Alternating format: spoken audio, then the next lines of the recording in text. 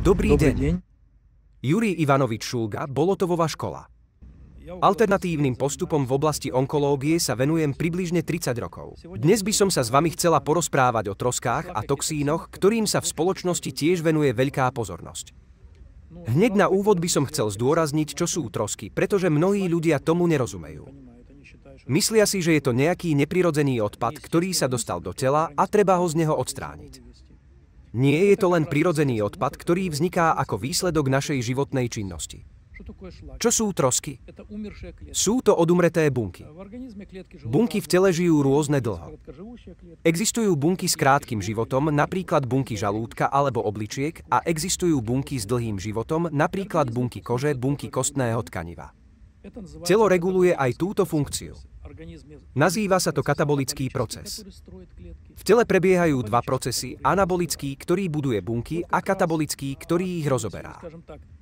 Kyslé látky sú činnosťou alebo, povedzme, nástrojom katabolického procesu. A v tomto ohľade je Bolotov balzam práve týmto nástrojom, ktorý umožňuje aktivitu katabolizmu. Prečo je to dôležité? Pretože, poprvé, staré bunky sa využívajú každý deň. Aj keď človek drží hladovku, stále bude mať stolicu a vyprázdňovanie. Pretože v tele sa tvorí 300 až 500 gramov odumretých buniek v závislosti od telesnej hmotnosti. A tento proces prebieha nepretržite počas celého nášho života. Ale je to dosť špecifické.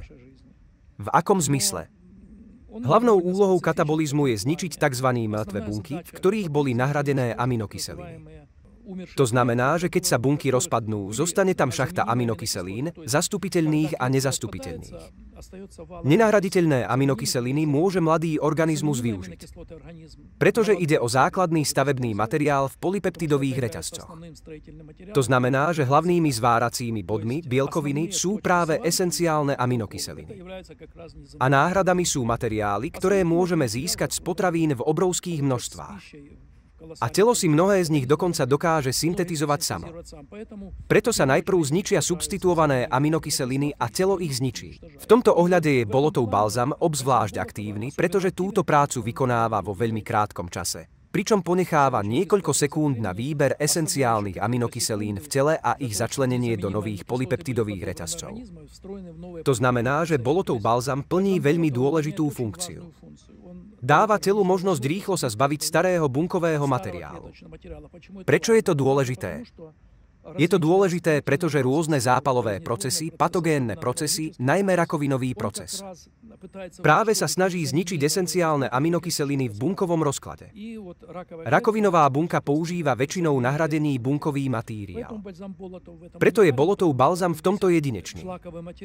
Ničí totiž všetok tento tzv. Troskový materiál veľmi rýchlo a veľmi účinne. Ako som už povedal, s pribúdajúcim vekom sa všetky tieto funkcie oslabujú. Preto v čase, keď máme 60, 70, 80, 90 rokov, podľa šťastia, je tohto materiálu čoraz viac. Čoraz horšie sa vylučuje z tela. V dôsledku toho mozog reaguje a uvedomuje si, že tieto látky, tieto trosky sa odstraňujú zle. A tak bunky starnú. Rozkladajú sa pomalšie a organizmus starne ešte viac.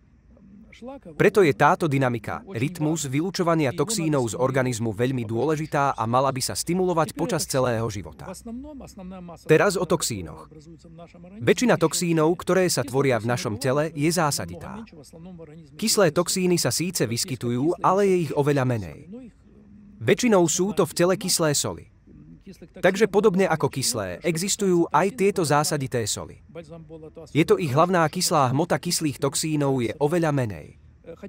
A pokiaľ ide o toxíny, v tomto ohľade je Bolotov balzam obzvlášť dobrý, pretože skutočne ničí toxíny naraz.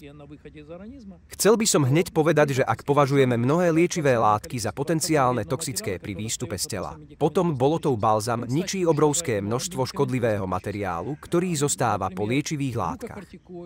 Mimochodom, ničí veľa liečivých látok. Napríklad glukokortikoidy, anaboliká, antibiotiká, lieky proti bolesti. To všetko Bolotov balzam neutralizuje. Preto z hľadiska toxínov a všetkého, čo zostáva toxické po užívaní liekov, balzam Bolotov odstraňuje z tela veľmi rýchlo a veľmi účinne.